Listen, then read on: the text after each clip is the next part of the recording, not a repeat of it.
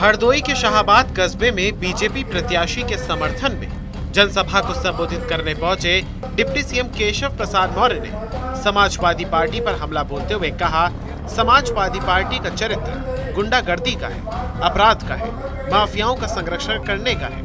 वो कभी गरीबों के बारे में नहीं सोचते। समाजवादी पार्टी का चरित्र गुंडागर्दी का है, अपराध का है, माफियाओं का संरक्षण करने का है। वो कभी गरीबों के बारे में नहीं सोचते।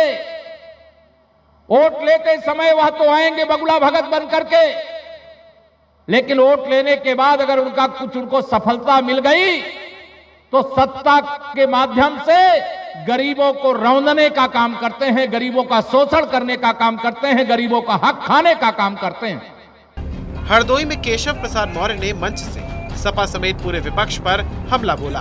अखिलेश यादव के उस बयान पर पलटवार किया जिसमें कहा था कि गोरखपुर में सड़क पर नाव चलती है, गाड़ी नहीं चलती है। केपी मौर्य ने कहा कि अखिलेश जी फ्रस्ट्रेशन में है। मैं ये मानता हूँ कि समाजवादी पार्टी में भगदड़ मच चुकी है।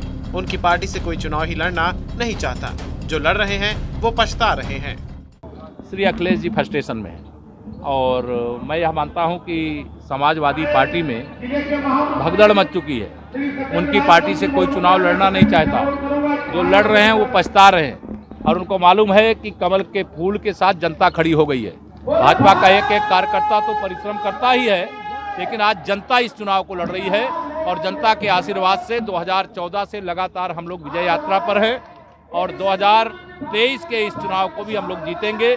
2023 का नगर निकाय और 2024 का लोकसभा भाजपा का कमल खिलेगा। वहीं रामगोपाल यादव के लिए कहा कि उनकी जो भी भाषा होती है, जिनके लिए होती है, उनका जवाब हमें देने की आवश्यकता नहीं है। मुकदमा जनता की अदालत में है। जिस दिन फैसला आएगा उस दिन उन्हें पता चल जाएगा।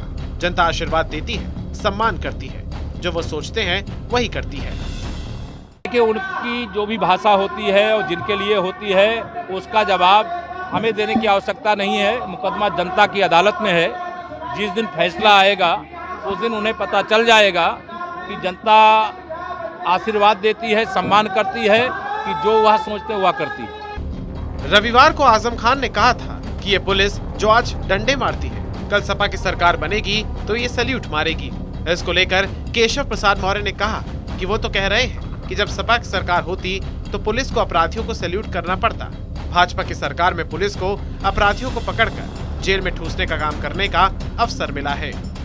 ये तो कह ही रहे हैं कि जब सपा की सरकार होती है तो पुलिस को अपराधियों को सैल्यूट मारना पड़ता है। भाजपा की सरकार में पुलिस को अपराधियों को पकड़ करके जेल में ठूसने का काम करने का अवसर मिला है। सपा की सरकार बनी थी, अब नहीं बनेगी कभी, यह पक्का मान के चलो। इसके अलावा अपने संबोधन के दौरान केपी मौर्य ने पीएम नरेंद्र मोदी की तारीफ करते हुए कहा कि मोदी जी के नेतृत्व में प्रचंड बहुमत नहीं होता तो क्या धारा 370 जम्मू कश्मीर से हट जाती? क्या अगर माननीय नरेंद्र मोदी जी के नेतृत्व में बहुमत नहीं होता तो अयोध्या में रामलला का मंदिर बन पाता? बाबूजी ने जिसके लिए अपनी कुर्सी को निछावर किया वो सब अधूरा रह जाता। अगर माननीय नरेंद्र मोदी जी के नेतृत्व में प्रचंड बहुमत नहीं होता तो क्या धारा 370 जम्मू कश्मीर से हट जाती? क्या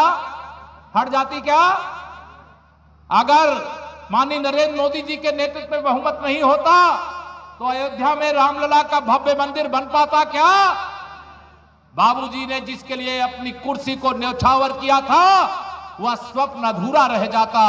ऐसे अनेक काम जो गरीब कल्याण के हो रहे हैं, जिससे यह सारे भ्रष्टाचारी, गुंडे, अपराधी, माफिया बेचैन है, वह सारा काम इसलिए हो पा रहा है कि देश में माननीय मोदी जी के नेतृत्व में और उत्तर प्रदेश में आदरणीय योगी जी के नेतृत्व में प्रचंड बहुमत की सरकार आपने बना करके दी है, इसलिए सारा काम हम लोग कर पा रहे हैं। आपको बताते चले, हरदोई में केपी मौर्य ने विपक्षी पार्टियों को कई मोर्चे पर घेरा और कहा कि आज ये बेईमानी नहीं कर पा रहे हैं, तिल मिला रहे हैं, उनको बेचैनी हो रही है। उनको लगा हम देश की सत्ता से चले गए, प्रदेश की सत्ता से चले गए, अब नगर पालिका की सत्ता से जाने की बारी आ चुकी है।